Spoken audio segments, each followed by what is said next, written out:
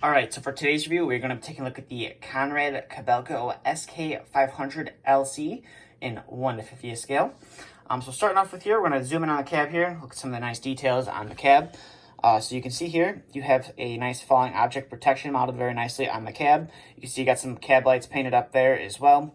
And I believe you got some nice bolt head detailing right there. I'm not sure if this is where it bolts onto the cab of the machine or if this is where you can attach some additional guarding on the cab guard that is modeled on here for the real life purpose. I'm not sure. To me, it looks like it's where it bolts onto the cab. They just decided to highlight the details to where you could, to where it shows that where it's bolted to the cab.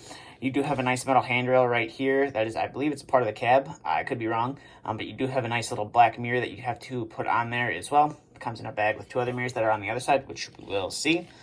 You can see you got a nice SK500 decal right there. You got some perforated through engine grills right there, which are very nice. And you can see in some light, you can kind of see it like right there where it is perforated all the way through, and you can see all the way through to the other side, which is nice. And when you have the right lighting, of course. And then you can see here, I'm not sure if these are supposed to be where the engine would have some more vent work on the real machine, but they did model them with decals instead of putting them all the way through like they did with these. And you even have some meshwork that is vented all the way through right here, which is pretty nice as well. Now on the cab, you do have this little aerial antenna. You want to be very careful with that. It does fold down for transport if you wanted to. But the one thing I found about that is if you don't have it pushed into the hole all the way, it can fall out and be a little bit of a nuisance sometimes when you go to move it. So you just want to make sure that it is pushed in all the way. Coming to the back of the machine here, you can see you got some simulated meshwork, I'm assuming, in the top of the engine compartment right there. You got some simulated hinges right there, and you got some simulated lifting eyes right here. They are not drilled through. I believe in some states you would have to take the counterweight off of this machine to transport it down the road.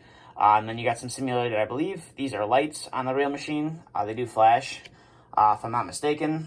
And then you do have some nice warning decals right there and right there. And then you do have the nice big Kobelco decal on the counterweight as well. And you do have a rearward facing camera as well. Coming to this side of the machine, you can see you got a nice SK500 decal right there.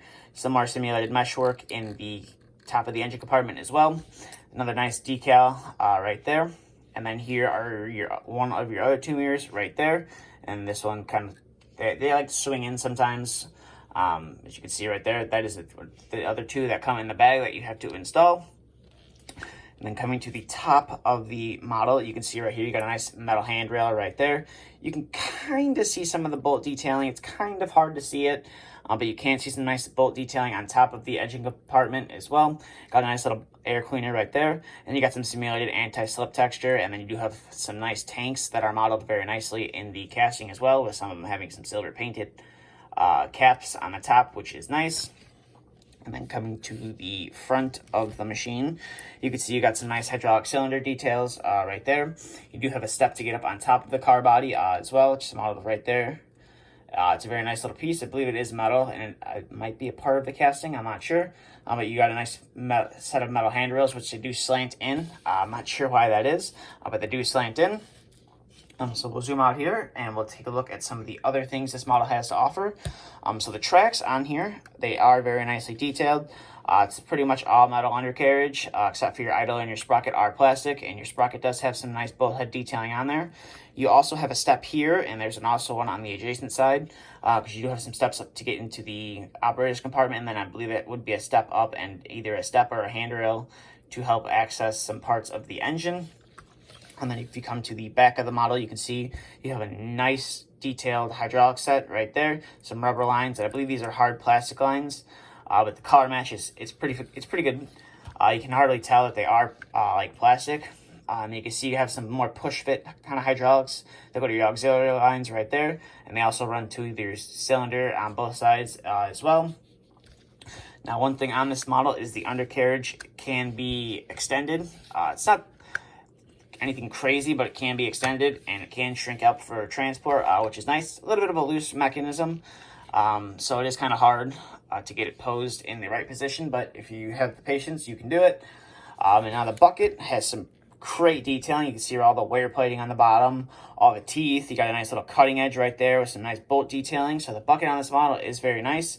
You do have a little lifting, some like kind of lifting eye modeled very nicely right there as well.